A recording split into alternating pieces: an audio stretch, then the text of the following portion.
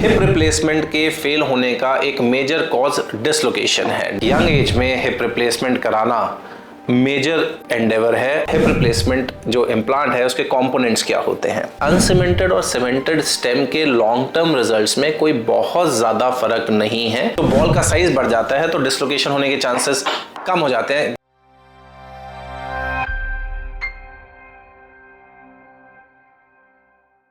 चलिए आज हम बात करते हैं हिप रिप्लेसमेंट सर्जरी की। हिप रिप्लेसमेंट सर्जरी बहुत ही कॉमन और बहुत ही कामयाब सर्जरी है और मेरे पास आम तौर पर बहुत सारे पेशेंट्स आते हैं, स्पेशली यंग पेशेंट्स जो एवीएन के बाद हिप रिप्लेसमेंट जिनको या तो एडवाइस हो गया है या ज़रूरत है, और उनके बहुत सारे सवालात होते हैं और वो सवाल जायज़ भी हैं क्योंकि एक यंग एज में हिप रिप्लेसमेंट कराना मेजर एंडेवर है और हिप रिप्लेसमेंट का कामयाब होना ताकि young patient fully active pain free हो सके, साथ ही साथ वो जॉइंट उसको 30, 35, 40 साल सर्विस कर सके, ये बड़ा इंपॉर्टेंट है।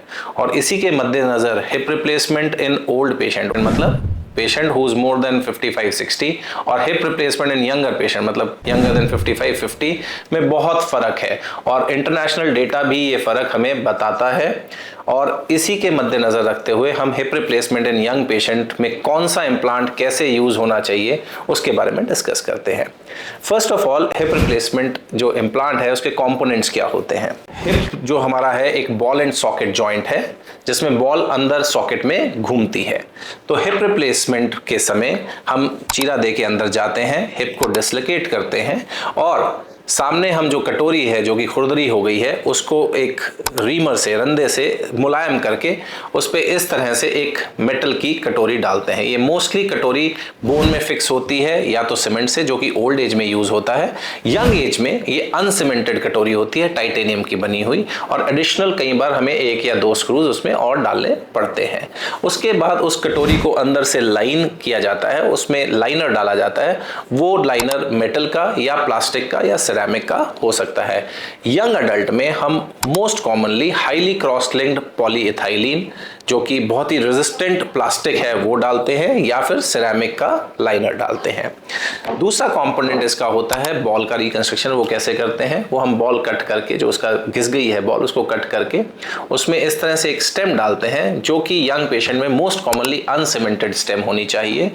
एल्डरली में वो सीमेंटेड भी हो सकती है। जानना ये ज़रूरी है कि अनसीमेंटेड और सीमेंटेड स्टेम के लॉन्ग टर्म रिजल्ट्स में कोई बहुत ज़्यादा फर्क नहीं है, इनफैक्ट नेग्लिजिबल फर्क है और इवन यंग अडल्ट में भी सीमेंटेड स्टेम यूज हो सकती है। बट जो डिफॉल्ट स्टेम है वो अनसीमेंटेड स्टेम है। ये स्टेम भी टाइटेनियम की बनी होती है और इस पर इस प्रकार से एक बॉल को चढ़ाया जाता है। ये बॉल जो है ये या तो कोबाल्ट क्रोम की होती है या स्टील की या सिरेमिक की। मोस्ट कॉमनली यंग अडल्ट में हमें सिरेमिक की बॉल यूज करनी चाहिए और इस प्रकार से हमारा आर्टिफिशियल जोड़ बन जाता है जहां पर सिरेमिक की बॉल अंदर कटोरी में आर्टिकुलेट करती है और मूवमेंट हमें देती है। इसके कुछ मॉडिफिकेशंस हैं। उस मॉडिफिकेशन में सबसे कॉमन मॉडिफिकेशन है dual mobility articulation. Dual mobility articulation क्यों इजाद किया गया था, उसका कारण ये है कि हिप रिप्लेसमेंट के फेल होने का एक मेजर कॉज डिसलोकेशन है। डिसलोकेशन मतलब जोड़ का कटोरी में से निकल जाना। तो उस डिसलोकेशन को प्रिवेंट करने के लिए जितनी बड़ी बॉल हम डालें उतना उसका डिसलोकेट होने के चांसेस कम है। किसी भी बॉल एंड सॉकेट जॉइंट में जितनी बड़ी बॉल होगी उतना उसका उस कटोरी में से निकलने के चांसेस कम होंगे। तो डुअल मोबिलिटी में जो मॉडिफिकेशन आया वो ये आया कि जो अंदर की प्लास्टिक थी उसको यहां से निकाल के बॉल पे चढ़ाना शुरू करा गया। इस तरह से बॉल के ऊपर एक बड़ी प्लास्टिक की बॉल डलती थी और वो प्लास्टिक की बॉल कटोरी में इस तरह से आर्टिकुलेट होती थी। तो छोटी बॉल बड़ी बॉल में घूमती है, बड़ी बॉल कटोरी के अंदर घूमती है। तो इसके 2 फायदे हैं। एक तो बॉल का साइज बढ़ जाता है तो डिसलोकेशन होने के चांसेस कम हो जाते हैं, जिसे हम कहते हैं जंप डिस्टेंस। जंप डिस्टेंस बढ़ जाता है तो डिसलोकेशन के चांसेस कम हो जाते हैं। दूसरा, 2 जगह पे मूवमेंट होती है तो हमारी मूवमेंट भी ज्यादा आती है और डिसलोकेट होने से पहले हम एक्सेसिव मूवमेंट कर सकते हैं। इससे चौकड़ी मारना और हर तरह की नीचे जमीन पे बैठ के एक्टिविटीज करना पॉसिबल हो सकता है।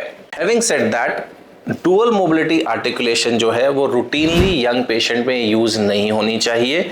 उसका रीज़न ये है कि जो हिप रिप्लेसमेंट है उसमें जो घिसने वाली चीज़ है वो सिर्फ प्लास्टिक है। हालांकि स्टडीज़ में ये शो किया गया है कि अप टू 10-15 ईयर्स तक जो प्लास्टिक का घिसने का रेट है, चाहे हम डुअल मोबिलिटी यूज करें चाहे हम नॉर्मल हिप यूज करें, दोनों में सिमिलर है। बट डुअल मोबिलिटी के long term results hip replacement में हम 20, 25, 30 साल के कहते हैं, वो अभी हमारे पास अवेलेबल नहीं है। तो हम डुअल मोबिलिटी आर्टिकुलेशन उन्हीं यंग अडल्ट्स में यूज करते हैं जिनमें डिसलोकेशन के चांसेस हमें ज्यादा लगते हैं या ऑन टेबल हमें लगता है कि नॉर्मल हिप हमारा उतना स्टेबल नहीं है।